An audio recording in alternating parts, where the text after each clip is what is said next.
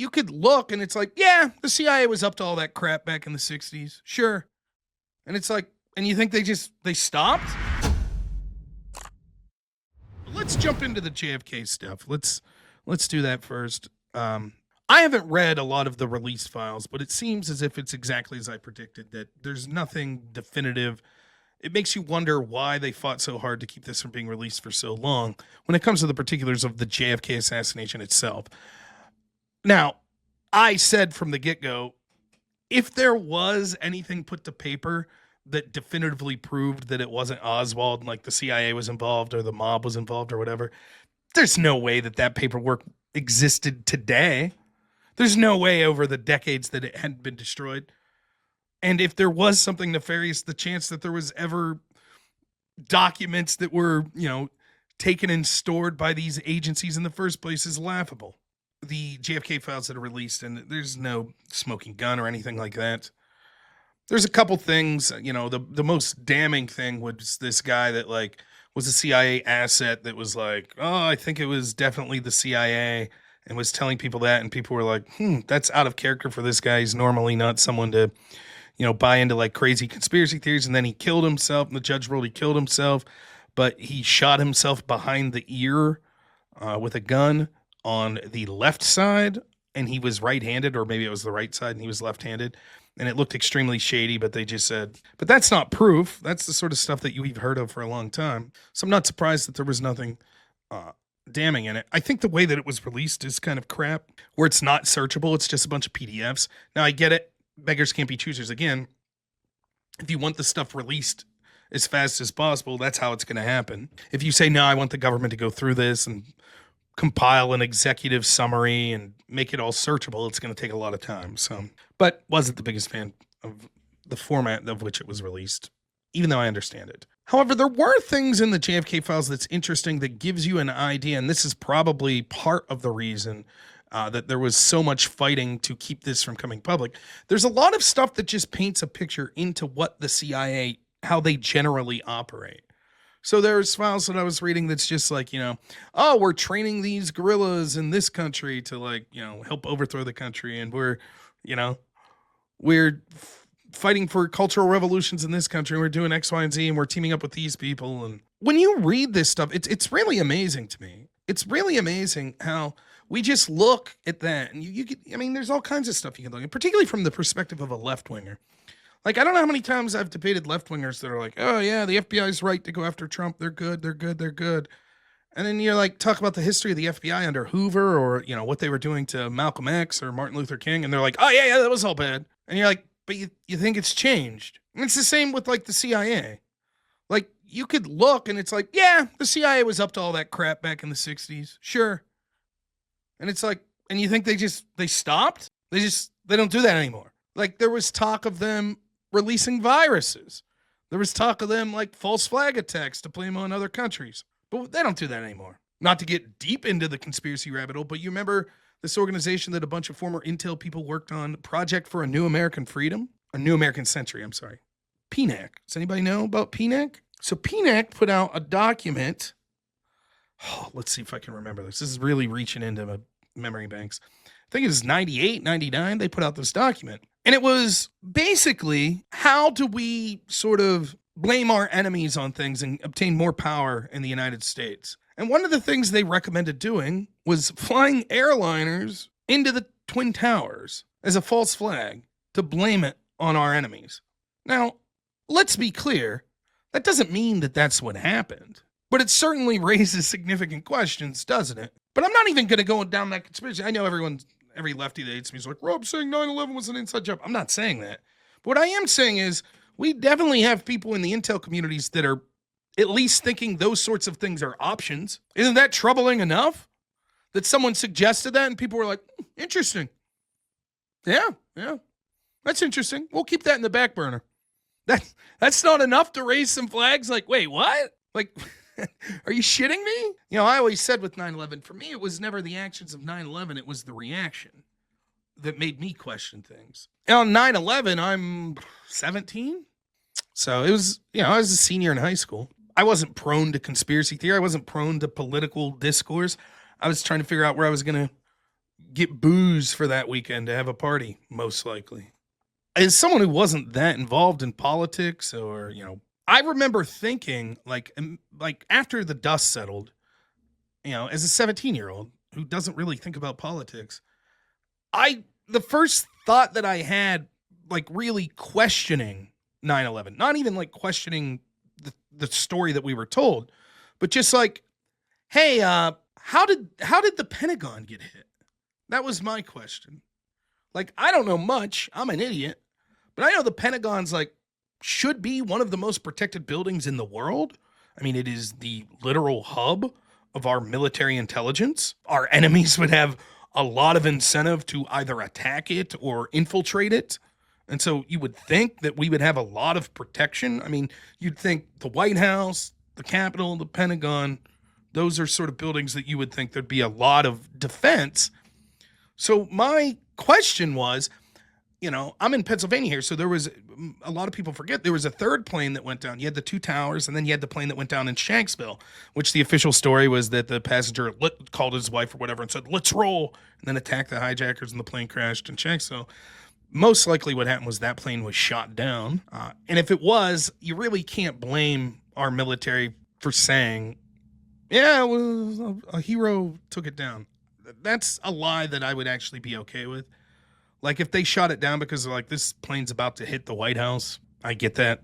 Anyways, and it would be tough to admit that. So, but how did the one after that hit the Pentagon? Like, why weren't there jets scrambled? Why wasn't there more significant air defense?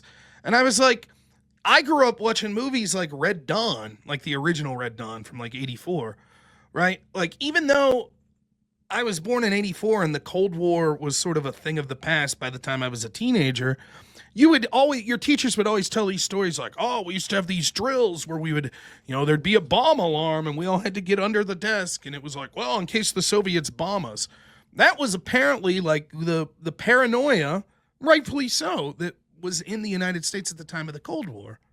So if a couple dudes in caves with box cutters could successfully attack with an airplane, which should be one of the most protected buildings in our country, what chance would we have if a sophisticated military armed with like serious weaponry or a nuclear device decided they were going to attack us? Like, that seems like a pretty damn big failure, right? And so my question was, how did it happen? And like, who was held responsible? What changes were made? Was someone fired? Were they court-martialed? Were there policy changes with our military defense? Like, what's the story? And I remember saying that, like, I don't even know, months after 9/11 happened. And it was amazing how many people were just like, shut your mouth, you un-American prick. And I was just like, wait, what? How am I un-American? I mean, that to me is very pro-American. Like, how do we stop ourselves from being attacked by a hostile foreign policy or power? And the reaction to me was the first time that I raised an eyebrow and was like, wait, what the hell is going on here? Why are you people freaking out and attacking me? This seems like totally reasonable questions that anybody interested in the military or politics should be asking. Yeah, now I know that NORAD was having drills in Connecticut in 9/11. A lot of coincidences, huh? But it was just, I mean, it was surreal to me. That was the first time. And that's when I started to realize, like, oftentimes when you could gauge by someone's reaction how if the story they're telling you is true or not. And it's not always the case, but that gut feeling has served me well. How did I know that what we were being told about COVID was bullshit? Well, the number one giveaway was when you started to ask reasonable questions. Wait a minute, 15 days to slow the spread. Well, how will we know when we could open back up? Shut your fucking mouth. Do you want grandma to die? It's like, oh, so this is bullshit. That's what it is. Actually, like, there was a lot of crazy shit that NATO was doing around the world. It was aggressing towards Russia. I'm no fan of Putin or Russia, but there was a, fuck you, that's Putin's talking points.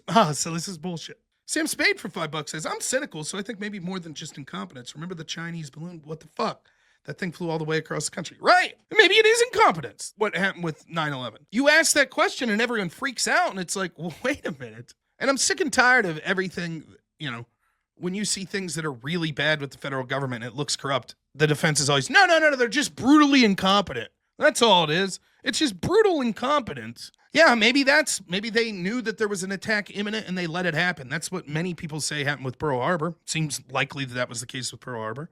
Maybe they trained these people and were planning to use them, not to stop them before, like the Whitmer thing. They were going to stop them before the attack was carried out, and then it got out of hand, and they were like, oh shit, we can't bring that up now. We got to cover all of our asses. Yeah, the BBC mentioned the collapse of the tower before it happened. I mean, there's a lot of, you could say that was just an accident or whatever, but there's a lot of coincidences, as is always the case. But when you see that these sort of things were suggested, and we get back to the JFK files, like the sort of things that they were suggesting, doing across the globe, you think that stopped? They wouldn't do that anymore? They wouldn't do that shit? It's one thing to have heavy suspicions. It's another thing to have proof. Like, I won't even say my opinion. Like, did Jeffrey Epstein kill himself? Yes or no? I'll ask the chat. Did Epstein kill himself? We got a couple people saying he's not dead, he's in Israel. No one's saying yes. Everyone's either saying no or he's not even dead. Epstein didn't kill himself. Think of the coincidences that you would need to believe that it played out the way it did. One, Jeffrey Epstein probably was the most important prisoner in the past 25 years in the United States. If even 1/10 of what was said about him was true, some of the world's most rich and powerful would have every interest in having him killed. And so surely the prison that he's in and the U.S. Marshals that were tasked with overseeing him would have been like, we're going to have round-the-clock surveillance on this dude. Like, think of the way, not only would the rich and powerful want him dead, but even being in prison, even just being in prison, he's accused of sexual crimes against minors. For an average person that goes to prison that's accused of that, it's not a pleasant scene for them. There's a lot of inmates that will take you out just for that. Let alone if some of the world's most rich and powerful would be like, if you would happen to take him out. But despite that, and despite the fact that the official story, correct me if I'm wrong, the official story of Epstein isn't that he felt threatened and beaten before this. So if you already knew that he claimed he was receiving threats, and then on top of that, only two guards that were stationed there that evening fell asleep. At the same time, they fell asleep. While simultaneously, the cameras overlooking the cell malfunctioned. What do you think the chances of that happening are? Then he killed himself in a way that's almost physically impossible. And although one coroner said it looked like a suicide, a second coroner paid for by Epstein's family said, no, it didn't look that way. It's not that simple, Brody. The question isn't whether he killed himself. The question is whom was he trafficking children? Yeah, the question could still be, did he kill himself? Two things could be asked at the same time. You're right. There is a significant question of who he was trafficking children from. Ben says, for $5, thanks. So don't question, but like, why isn't his wife being tortured to give names? What about the kids that were allegedly involved? Well, they're not going to torture her, obviously. Many of the names are known by investigators. Why did the FBI let him off the hook in, when was it, 2008, with a slap on the wrist? And then in a very rare scenario, all of the documentation from that trial was sealed. The reason that he was arrested when he was, and when was it, like 2019, was because Mike Cernovich and the Miami Sun-Herald were filing Freedom of Information Act lawsuits to get that case unsealed. I remember watching the day that they arrested Epstein, and for me, it looked like the FBI was begrudgingly arresting him. They were like, oh, I guess we got to do this because public outrage is, there's no incentive. Why would people that are rich and powerful? And here's the thing. It's not that everyone that was involved with him slept with little children. Maybe it's not even many. Maybe it's a handful of people that slept with like 16-year-olds or something. But let's say that you're a powerful senator and you didn't sleep with a child, but you did sleep with hookers at his island several times. And at this point, even that, given what Epstein's accused of and the outrage by the American people, that'd be enough to end your career.